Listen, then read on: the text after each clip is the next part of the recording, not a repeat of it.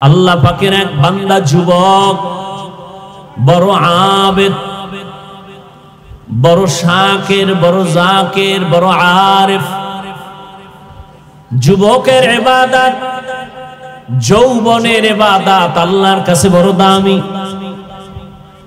এজন্যই তো রহমতের নবী বলেন, আমার বিপদ মুহূর্তে বুড়ারা আমি মুহাম্মদের বিরোধিতা করেছে, যুবকেরা আমার উপকার করেছে। রহমতের নবী বলেন, কিয়ামতের দিন মুসিবতের সময় আপন বলতে কেউ থাকবে না, কেউ পরিচয় দিবে না। ওই কঠিন সময় আল্লাহ পাক রব্বুল আলামিন 5টা প্রশ্নের জবাব না নিয়ে কাউকে কদম দিতে দিবেন না। এর মধ্যে 2টা প্রশ্ন হবে তোমার যৌবন নিয়া। একটা মানুষের প্রশ্ন করবে বিভিন্ন ভাবে, কিন্তু যৌবনের উপরে প্রশ্ন হবে 2টা। যৌবনটা তুমি কিভাবে কাটাইছো এর জন্য তুমি জবাব দাও।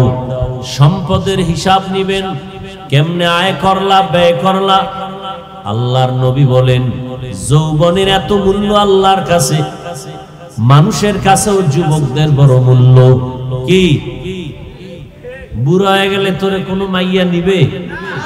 নিবে না। নিবে? নিবে না। কোন বুড়িকে জুয়ান বিবাহ করবে না, কোন বুড়াকে যুবতী বিবাহ করবে না। তুমি যদি বুড়া হয়ে যাও, চাকরির মধ্যে তোমার আর মেয়াদ থাকবে না। বুড়া মানুষের মূল্য দুনিয়ার মানুষের কাছেও কম, আল্লাহর আদালতেও কম। যুবকের মূল্য বেশি, যুবকদের ইবাদতের মূল্য আল্লাহর কাছে বেশি। এই যুবক আল্লাহর বান্দা এত পরিমাণ ইবাদত করে, মনে হয় তার খানা এত মজা লাগে না, ইবাদতে এত মজা লাগে। দুনিয়া সব বিমুখ হয়ে গেছে। আল্লাহ পাক রব্বুল আলামিন ওকে আল্লাহর প্রিয় খাতায় নামটা লেখায় দিছেন। কারণ যারা আল্লাহকে চায় আল্লাহ তাকে কবুল করেন, আর যারা দুনিয়া চায় আল্লাহ তাকে দুনিয়ার রাস্তায় ছেড়ে দেন। মান কানা ইউরিদুল আজিলাতা আজ্জালনা লাহু ফিহা মা নাশা লিমান নুরিদ সুম্মা জাআলনা লাহু জাহান্নাম ইয়াসলাহা মাযমুমান মাদহুরা। আল্লাহ বলেন, যারা দুনিয়া আমার কাছে চায় আমি অতি দ্রুত দুনিয়া তাদের দিয়ে দেই, পরিণাম ফলে তার জন্য বানায় রাখলাম জাহান্নাম। আল্লাহর বান্দা যুবক ইবাদতের জন্য এতটা পাগল পাড়া হয়ে গেল, এখন আর খানারও চিন্তা নাই, ঘুমানোরও চিন্তা নাই, শুধু আমার মাওলার সাথে মোহাব্বত এমন ভাবে তৈরি হয়ে গেল। ও আল্লাহর বান্দারা, এই মোহাব্বতটা অন্তরে জমা হয়, জমা করেন আমার আল্লাহ। যেমন আপনারা এখানে আসছেন টাকা দিয়াও, এই মানুষগুলো এই বৃষ্টির মাঝে এখানে দাঁড় করায় রাখা যাইতো না, টাকার লোভে খানার লোভেও পারা যাইতো না। এখানে টাকা নাই, পয়সা নাই, খানা নাই, এরপরও কেন এখানে দাঁড়ানো? একমাত্র আমার আল্লাহর মোহাব্বতের কারণ। আল্লাহর মোহাব্বত। যারা দুনিয়াদার, দুনিয়াদার এক দুনিয়াদার গেছি গিয়ে পালাইয়া, ওর খবর টবর পাইতেছি না। সে বলছিল দেশে গান বাজনা কইমে গেছে, হুজুর গো মাহফিল আর এই তেলাওয়াতের উৎপাত বেড়ে গেছে। ওর এলাকায় কোন হুজুর দিয়া ওয়াজ করতে দেয় নাই। আমি সেদিন গিয়ে করে আসলাম একেবারে মেইন সেন্টারে। হ্যাঁ, আসলে বুঝে না এর মধ্যে যে একটা মজা আছে, এর ভেতরে মজা। গরুর গোশত আর খিচুড়ি এই বৃষ্টির মধ্যে খাইলে কি মজা, ঠিক নেই? কি না মজা। তোরে কে দিবে এই সময় খিচুড়ি? তোর মায় যদি দেয় তো ভালো। কিন্তু অনেক বান্দা বলবে, খবরদার, আমাকে গরুর গোশত দিবি না, এর থেকে আমার 1 বোতল বিষ দে। ওই বান্দার গরুর গোশতের মজাটা সে কখনো মেনে নিতে পারে না, কিন্তু যে মজা পেয়ে গেছে ওই বান্দা ওই মজার থেকে আলাদা করতে পারে না। একজনে এক টুকরাও গরুর গোশত খেতে চায় না, আর একজনে 3 প্লেট খায় বলে থাকলে আরো দাও। আল্লাহ পাকের মোহাব্বতের মজা যার অন্তরে ঢুকছে, আমিও মানুষ তুমিও মানুষ, আমিও মানুষ তুমিও মানুষ, আমার আকৃতি তোমার আকৃতি এক, তুমি আমি দুনিয়াতে আসছি এক, বিদায় হব একই সিস্টেম, তোমার আমার অঙ্গ প্রত্যঙ্গ সব এক। ও আল্লাহর বান্দা, তুমিও এই দেশের হাওয়া বাতাসে চলো, আমি এই দেশের হাওয়া বাতাসে চলি। ভালোটাও তুমি বুঝো, খারাপটাও তুমি বুঝো। তুমিও 3 বেলা খাও, আমরাও 3 বেলা খাই। তুমিও রাতের বেলা ঘুমাও, আমরাও ঘুমাই। তুমিও বাজারে যাও, আমরাও বাজারে যাই, না যাই না? তুমিও দেশ বিদেশ ঘুরো, আমরাও ঘুরি। কিন্তু বাবা, তুমি যে ঘুরতে গেছো ঘোড়ার পাগলামিতে পড়ে গেছো। আজান কখন হইছে খবর নাই, নামাজ কখন হলো খবর নাই।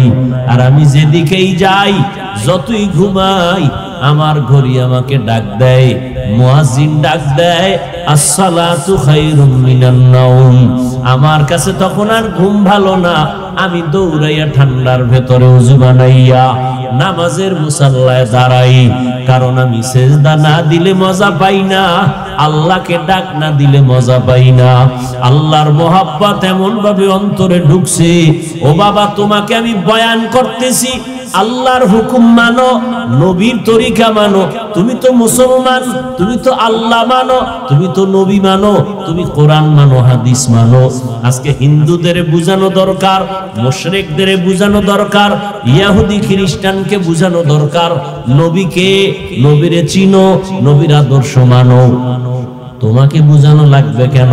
তুমি তো আমার আল্লাহরই গোলাম। তোমার আল্লাহ আমার আল্লাহ তো একজনই, তোমার নবী আমার নবী তো এক, তোমার কোরআন আমার কোরআন তো একটাই, তোমার ধর্ম আমার ধর্ম তো একই ধর্ম, তোমার কাবা আমার কাবা তো একই কাবা। তোমাকে আমি বলতে হবে কেন দাড়ি রাখো? তোমাকে বলতে হবে কেন নামাজ পড়ো? আসলে তোমার মধ্যে মজা ঢুকে নাই, যে কারণে আমি টুপি খুলতে চাই না, তুমি টুপি দিতে চাও না। আমি দাড়ি কাটতে চাই না, তুমি দাড়ি রাখতে চাও না। আমি মসজিদের বাইরে থাকতে চাই না, তুমি ভেতরে ঢুকতে চাও না। আমি পর্দা করতে চাই, তুমি পর্দার বাইরে থাকতে চাও। কারণ তুমি দুনিয়ায় মজা পাইছো। আল্লাহ পাক বলেন, সাবধান, মান কানা ইউরিদুল হায়াতাদ দুনিয়া ওয়া জিনাতাহা, যারা ইচ্ছা করে দুনিয়ার সৌন্দর্য আমার আপন হয়ে যাক, আল্লাহ তাকে দুনিয়ায় দিয়ে দেয়, তার কিন্তু পরিণামে আমল বরবাদ, এবং কিয়ামতের ময়দানে আল্লাহ তাকে গ্রেফতার করে ফেলবেন। এরে নবীর আশিক ও আল্লাহর গোলাম, মুহাব্বত আর ভালোবাসা যার অন্তরে একবার দ্বীনের মুহাব্বত, সুন্নতের মুহাব্বত একবার প্রবেশ করবে, ওই বান্দাকে আর সুন্নত থেকে আলাদা করা যাবে না, বয়ান করা লাগবে না। এরে নবীর আশিক, এত বয়ানের পরেও কেন তুমি ইবাদত করতে চাও না? আসলে তোমার ইবাদতে মজা লাগে নাই। আমি নামাজ পড়তে মজা পাই, তুমি নামাজ না পড়লে বড় মজা লাগে। আমি দাড়ি রাখলে মজা পাই, তুমি দাড়ি না রাখলে বড় মজা পাও। কারণটা কি? মানুষ হইছো, মুসলমানের ব্যানার লাগাইছো, আখিরি নবীর উম্মতের ব্যানার লাগাইছো, কিন্তু নবীকে চিনো নাই, আল্লাহকে এখনো পর্যন্ত চিনো নাই। যে চিনছে সে আল্লাহকে ধরে ফেলেছে, যে নবীকে চিনছে সুন্নতের মালা তার গলায় লাগায় দিছে, লাগানোর পরে এমন মজবুত হয়ে গেছে, মরতে রাজি, মদিনার সুন্নত ছাড়তে রাজি না। ওই যুবক আল্লাহর বান্দা ইবাদতে এত মজা পাইছে, এখন এই এলাকায় থাইকা মসজিদে গেলে ভাল লাগে না, বাইর হইলে আবার দুনিয়া, বাইর হইলে বেগানা, বের হইলে আবার গানের আওয়াজ। মনে মনে ভাবে, এমন একটা জায়গা যদি পাইতাম যেখানে গান বাজনার আওয়াজ নাই, বেপর্দা বেগানার আড্ডা নাই, নির্বিঘ্নে শুধু আল্লাহকে ডাকবো। চিন্তা করে করে একটা জায়গা বাইর করছে, বাড়ির অদূরে একটা পাহাড়, ওই পাহাড়ের চূড়ায় গিয়ে আমি আল্লাহরে ডাকবো। ওখানে কোনো বেগানা যাবে না, খেয়াল করো, ওখানে কোনো গানের আওয়াজ যাবে না। ওই পাহাড়ের উঁচা, পাহাড়ের চূড়ায়, ওখানে কোনো বেগানা যাবে না, নাচ গান যাবে না, গানের আওয়াজ যাবে না। যুবক আল্লাহর বান্দা চিন্তা করে সিদ্ধান্ত নিয়ে পাহাড়ের চূড়ায় গেল। মাকে বলল, মা আমি আল্লাহর ডাকে সাড়া দিয়ে চলে গেলাম, তোমার সাথে মোলাকাত হবে কিনা জানি না, আমি আল্লাহর ইবাদতে রওনা। যুবক ওখানে চলে গেল পাহাড়ের চূড়ায়, ছোট্ট ডালপালা কেটে একটা সুন্দর একটা ভাঙ্গা ছোট ঘর উঠাইয়া ঝুপড়ি, ওখানে থাকে। আল্লাহর ইবাদত, খানার চিন্তা নাই, ঘুমের চিন্তা নাই, শুধু আল্লাহর ইবাদত। আল্লাহর মহব্বতে নামাজ পড়ে, সেজদা করে, জিকির করে, তাসবিহ পড়ে। কিন্তু মা এদিকে ঘরে একা। ছেলেটা কোথায় গেল, কোন পাহাড়ে, খবর নাই। কিন্তু মায়ের মনে মানায় না। কিছুদিন পরে মা পাগলনির মতো হলো, ছেলেটার চেহারাও তো দেখতে পারি না, ছেলে আসেও না।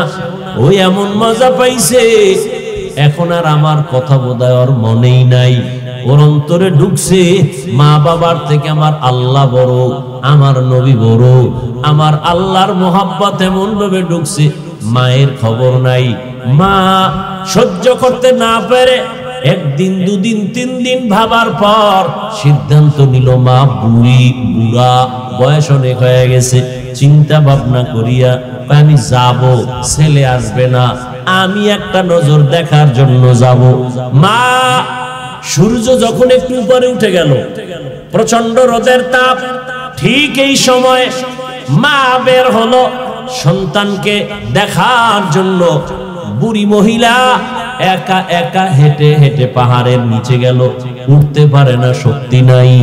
সন্তান ওখানে ইবাদতে নামাজে দাঁড়ানো, সন্তান, মা পাহাড়ের নিচে, সূর্যের গরম।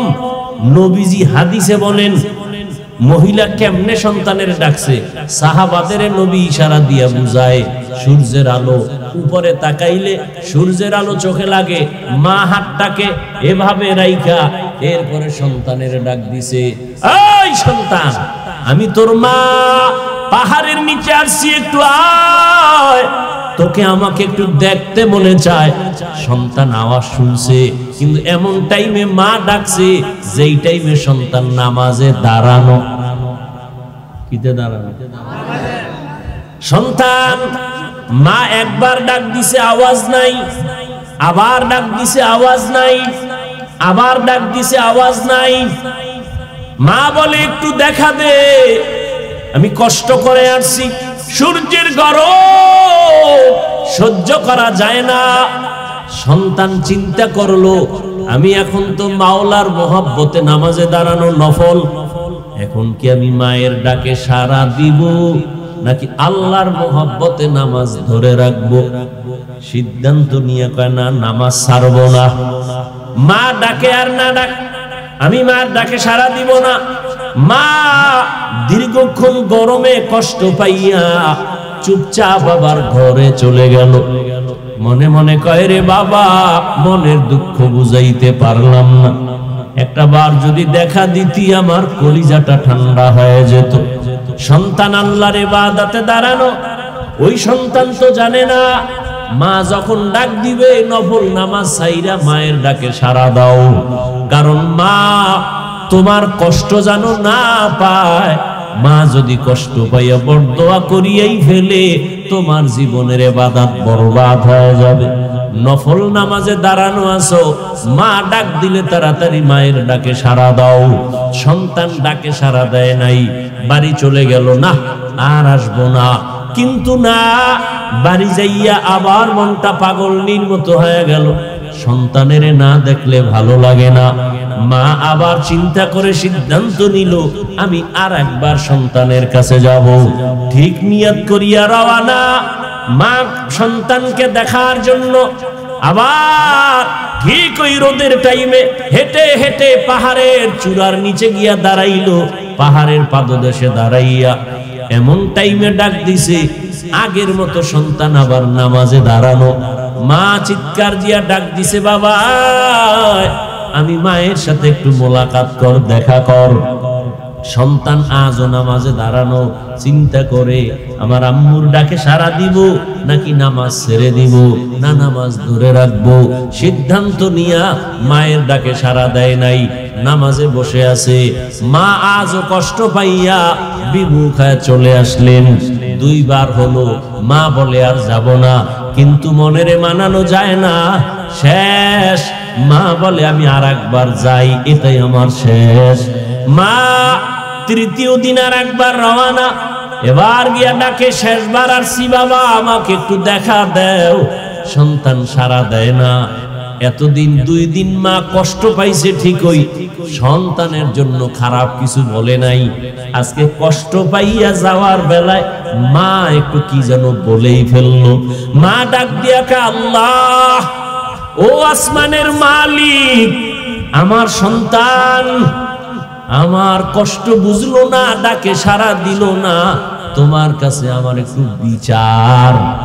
জিনাকারিনী বেশ্যা মহিলার চেহারা না দেখাইয়া ওরে মরণ দিও না।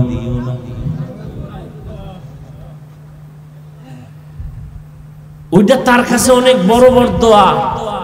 যদি কিন্তু জিনা করাইয়া মরণ দিও তো আরো মারাত্মক। হালকা কইছে জিনাকারিনী বেশ্যা মহিলার শুধু চেহারাটা দেখাইয়া দিও, বাস এটা ওর জন্য জীবনের বড় ক্ষতির কারণ হবে। গুনাহগার বেশ্যা জেনাকারিনী মহিলার চেহারাটা ওরে দেখাইয়া মরণ দিও, তার আগে দিও না। আর আপনি আমি এই যুবক, বেশ্যা নারী, চূড়ান্ত জিনাকারিনী নারীর চেহারা দেখা কত বড় পাপ। আর তার সাথে সারা রাত মোবাইলে কত কথা বলে জীবনটারে নষ্ট করতেছ রে বাবা। মোবাইলে রাত কাটাইতেছো, বেগানার সাথে কথা বলো। একদিকে মরবি না, আগে বিছনায় পড়ে থাকবি, কথার জবান বন্ধ হয়ে যাবে, কারণ কথার বাজেট শেষ হয়ে যাবে। আল্লাহ কথারও কি দিছে? বাজেট। এটা যদি তাড়াতাড়ি শেষ করে ফেলাস না, একসময় বোবা হয়ে থাকবি, কথা নাই, কারণ বাজেট শেষ, আর বিছনায় পড়ে থাকবি বোবা।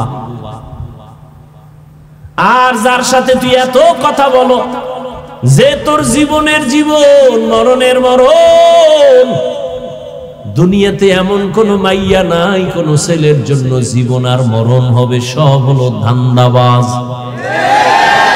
ধোঁকাবাজ। ও যদি তোর সাথে কোরআন নিয়ে কসম খায়, মনে করবি এটা তোর 13 নাম্বার কসম। সাবধান, এটা তো আছে স্থায়ী জীবনে তোর আসবে কাল, কলঙ্ক নেমে আসবে, তোর মায়ের জীবনটা নষ্ট হবে, তোর মা বাবার সম্মানের জবাই হয়ে যাবে, কারণে তুই এমন কুলাঙ্গার সন্তান যে তোর চরিত্রের কারণে মা বাবা সমাজে মুখ দেখাইতে পারে না। তুই বেঁচে থাকার থেকে মরাটাই ভালো। নিজের জীবনটাও শেষ, তুই জীবনে না পাবি কোথাও মাথা উঁচু করে দাঁড়াতে, তোর লেখাপড়াও হলো না জীবনে, ওই মেয়েদের পাল্লায় পড়ে তোর চরিত্র শেষ, লেখাপড়া শেষ, জীবনও শেষ, যৌবনও শেষ হয়ে যাবে। এক সময় কান্না করবি, আপন কান্না পানির মুসা, কেন লোক তোর কাছে পাবি না। মা আসবে না, বাবা আসবে না, মনে কষ্ট, অভিশাপ দিবে, তুই মরে যা।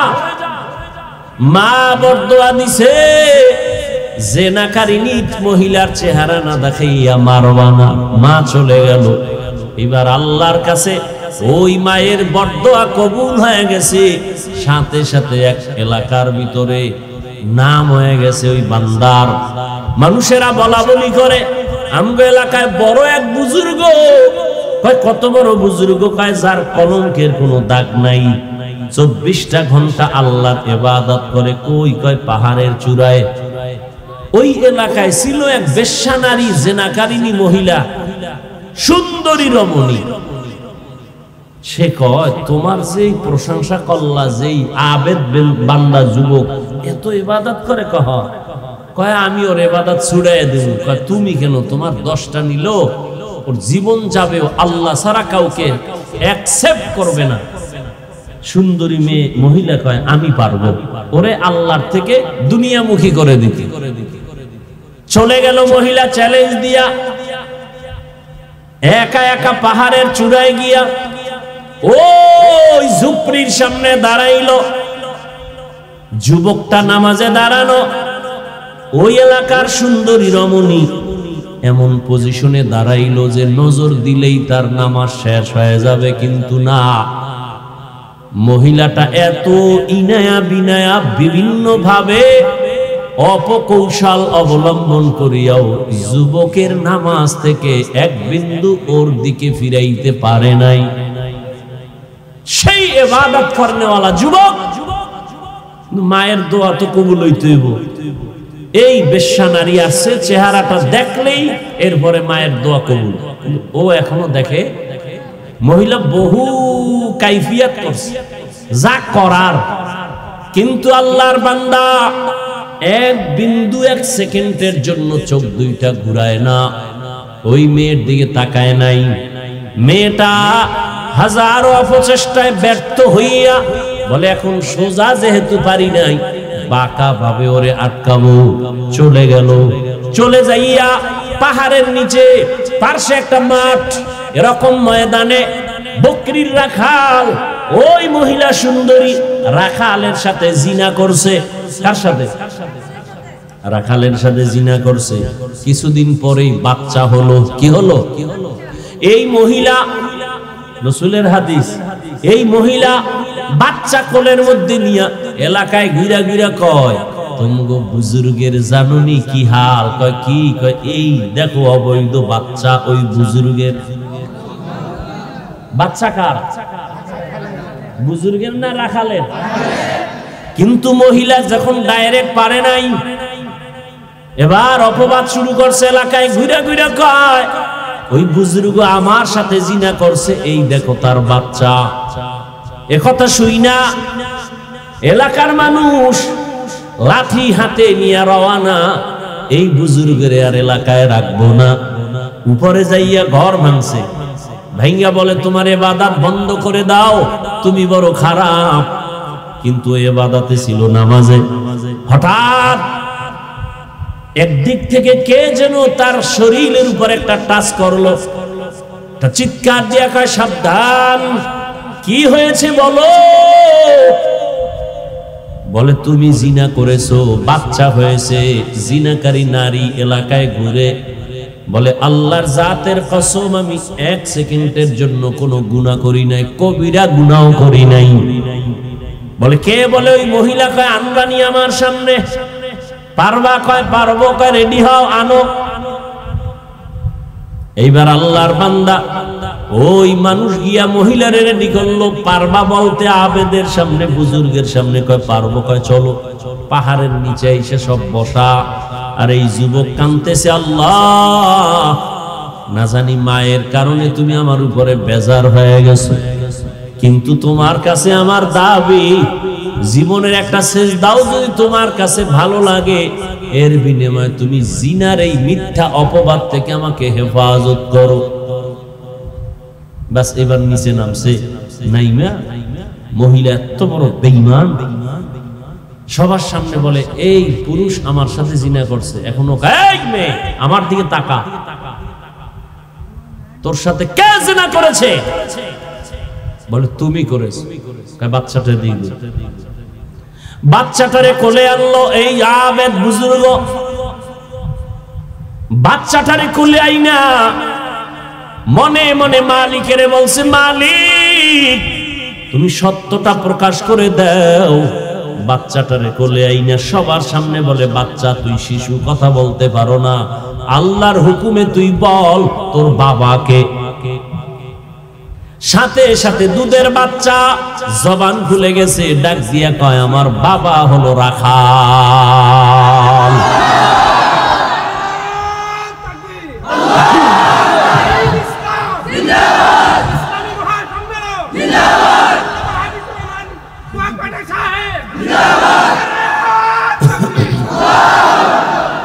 বুঝছেন ঘটনা থেকে কিছু? মায়ের বড্ড কিন্তু লাগছে না? জিনাকারী মহিলার চেহারা দেখছেনি? দেখছে। ওদিক দিয়ে আল্লাহ ওরে জিনার অপবাদ থেকে কি করছেন? হেফাজত করছেন। যুবকদের ইবাদত। আরে আল্লাহর গোলাম, আল্লাহ বলেন পাহাড় সমপরিমাণ গুনাহ করছো, তওবা কর, বিনয়ের সাথে তওবা কর। ও যুবক, আমি আজকে তোমাকে কত বিনয়ের সাথে বলতেছি, তুমি মনে করতেছো হুজুর আপনি কথা বলেন সত্য ভালো, কিন্তু এটা কি সম্ভব নেই? আমি মাত্র ক্লাস 7-এ পড়ি, আমার আব্বা বিবারিয়া শহরে ব্যবসা করে, আমার বাবা আর্মির চাকরি করে, বিডিআর এর চাকরি করে, আমার আব্বা বিদেশ থাকে, আমার আম্মা জেনারেল লাইনের মা। আপনি কি বলেন এত তাড়াতাড়ি আমি দাড়ি রাখবো, এত তাড়াতাড়ি নামাজ পড়বো? কথা ঠিক আছে, তবে এটা কি সম্ভব? ও বাবারা একটু খেয়াল করো, তোমার মতোই তো কত যুবক স্কুল কলেজে পড়ে 5 বেলার নামাজ পড়ে আসেনি। তুমি কেন পারবা না? তোমার মতো যুবক গতকাল প্রায় যুবক মাঝে মাঝে আইসা কান্না করে, হুজুর আমি আর জীবনে দাড়ি কাটবো না, আমার মাথায় হাত দিয়া দোয়া করেন, আমি আর জীবনে নামাজ ছাড়বো না। একটা যুবক পাগলের মতো কান্না করে আসলো, হুজুর আমাকে একটু মাথা ধরে দোয়া করে দেন, আমার মতো খারাপ মানুষ এই জমিনে আর একটাও নাই, আমি তওবা করতে চাই, আর জীবনে কোনো গুনাহ করব না। ও যুবক বাবা, মানুষের মনে কিছু শখ থাকে, আশা থাকে, আমি সিনেমায় যাব, আমি পার্কে যাব, আমি আড্ডা দিব, এই যে কিছু কিছু শখ, এগুলো তো টুকটাক করছো, করো নাই? পার্কে গেছো, এবার ফিরে যা, আশা তো পুরো হইছে, আর কত? মইরা গেলে আর কেমনে যাবি? ছাত্র জনতার আন্দোলনে কত যুবকের প্রাণ চলে গেল, তুইও তো যাইতে পারতি। ঘুমের ঘরে কত মানুষ মরে যায়, তুমিও তো মরে যেতে পারো। সিনেমা হলে যাওয়ার আশা, গেছো তো, এখন ফিরে যাও, তওবা করো। বন্ধু বান্ধব নিয়ে আড্ডা দিছো, এখন ফিরে যাও। মা বাবার সেবা কর, জীবনটারে কাজে লাগা, ফুলের মতো জীবনটারে নষ্ট করিস না, ফুলের জীবনটাকে নষ্ট করিস না।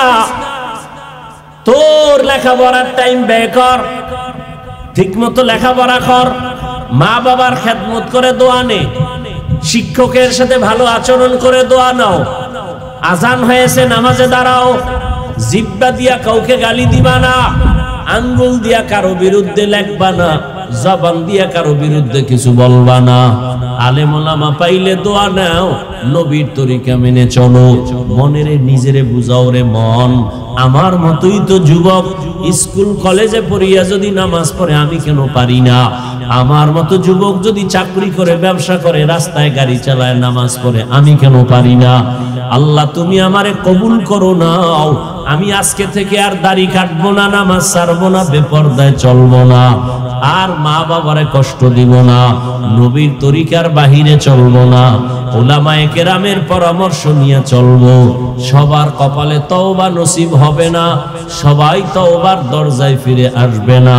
আবু জাহাল নবীজির 13 বছর দেখলো, বয়ান শুনলো, কালেমা নসিব হলো না। আর ওমরের মতো বান্দা 27 বছর বয়সে তরবারি নিয়ে যায়, মদিনার নবীর কল্লা ফালাবে মক্কা নগরীতে।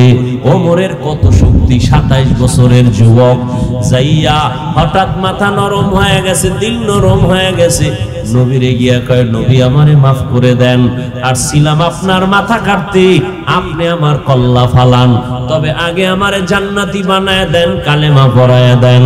সেই 27 বছরের যুবক ওমর আল্লাহর নবীর হাতে কালেমা পড়িয়া তো দামি হয়ে গেল। এখন ওমর যেই পথে হাঁটে, ওই পথে কোনো শয়তানও হাঁটে না। এ যুবক, মোবাইল তো চালাবি, জিব্রাইলও যদি আসে, চালাস না, কালকে ঠাডা ভরবে তোর মাথায়, এরপরও তুই ফিরবি না, যে ঠাডা পড়ুক মোবাইল অবস্থায়। যেহেতু ফিরবি না, দেখবি, তাহলে আমার কিছু দাবি।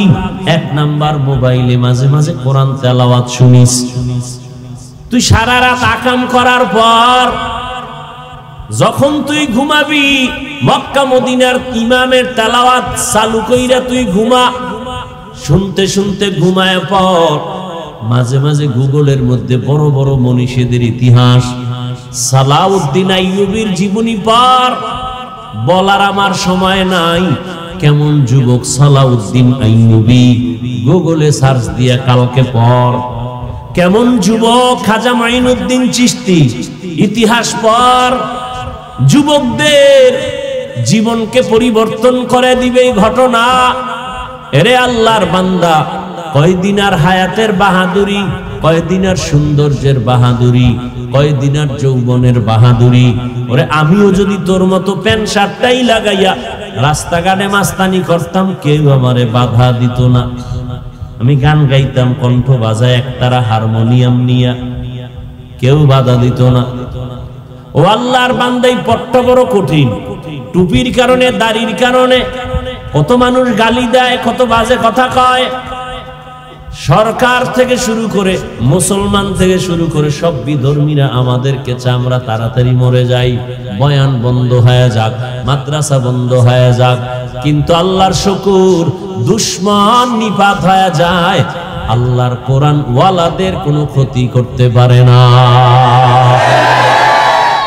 অতএব তৈরি হয়ে যাও আজকে থেকে। আল্লাহকে বলো, আল্লাহ বৃষ্টির পানি দিয়া যেমন জমিনের ময়লা সাফ হয়ে গেল, আমি তোমার রহমতের বৃষ্টি দিয়া আমার গুনাহ থেকে আমি সাফ হতে চাই। আজকে থেকে নামাজ ছাড়বো না, বেপরদায় চলবো না, মা বাবার সাথে বেয়াদবি করবা না, মোবাইলে সময় নষ্ট করবা না, জিহ্বা দিয়া গালি দিবা না, মিথ্যা বলবা না, কারণ আমি গীবত করবা না, শিক্ষকদের সাথে কখনো বেয়াদবিমূলক আচরণ করবা না, ওলামায়ে কেরামের পরামর্শ নিয়া, মা বাবার দোয়া নিয়া, নবীজির তরিকা মেনে 5 বেলার নামাজ পড়ে চলবা। কারা কারা? দুটো হাত আল্লাহকে দেখাও। আয় আল্লাহ, প্রচন্ড বৃষ্টি, কাদা পানির মধ্যে আপনার গোলামরা দাঁড়ায় আছে, তওবা করতেছে, আর আপনাকে ভুলবে না, নবীর তরিকা ছাড়বে না। মেহেরবানি করে আমাদেরকে আপনি কবুল করে নেন, আমিন। আলহামদুলিল্লাহি রাব্বিল আলামিন, والصلاة والسلام على سيد الأنبياء والمرسلين وعلى آله وأصحابه أجمعين. ربنا ظلمنا أنفسنا وإن لم تغفر لنا وترحمنا لنكونن من الخاسرين. يا أرحم الراحمين، يا أرحم الراحمين، يا أرحم الراحمين. رب ارحمهما كما ربياني صغيرا. ও দয়ার মালিক, সারাটা দিন রৌদ্র আর শুকনা, কত মানুষের ভরা আনন্দ ছিল। হঠাৎ করে আপনি বৃষ্টি দিয়েছেন, ময়দানে পানি জমা হয়েছে। ও আল্লাহ, জানি না কোন পরীক্ষা আপনি করেছেন। এই পরীক্ষায় আপনার বান্দারা আপনাকে ভুলিয়া বাসায় যায় নাই। আয় আল্লাহ, ভিজিয়া ভিজিয়া আপনার দ্বীনের কথাগুলো শুনছে। আয় আল্লাহ, সবার গায়ে বৃষ্টির পানি, পায়ে কাদা, জামা কাপড়ে ময়লা। ও আল্লাহ, টাকার জন্য এখানে আসে নাই, খানার জন্য আসে নাই। আয় আল্লাহ, যারা আয়োজনকারী তাদের কলিজায় বড় ব্যথা, তাদেরকে আপনি নিয়ামুল বদল দান করেন আল্লাহ। আয় আল্লাহ, আমার কলিজার যুবকদের আপনি কবুল করে নেন। মুরব্বী ওলামায়ে কেরাম যারা, সবাইকে কবুল করে নেন। আয় আল্লাহ, ব্যবসায়ী চাকরিজীবী যারা, কবুল করে নেন। মা বোনদের কবুল করে নেন, সন্তানগুলো নেককার বানায় দেন। আয় আল্লাহ, সুন্নাতওয়ালা জিন্দেগি দান করেন, হেদায়েতের নূর সিনায় দান করেন। এলাকায় আপনি দ্বীনের আলো ছড়ায় দেন। আয় আল্লাহ, নবীর সুন্নাতওয়ালা জিন্দেগি ঘরে ঘরে কায়েম করে দেন। সারা দুনিয়াবাসীকে মাফ করে দেন, মুসলমানের ঈমান আমল হেফাজত করেন।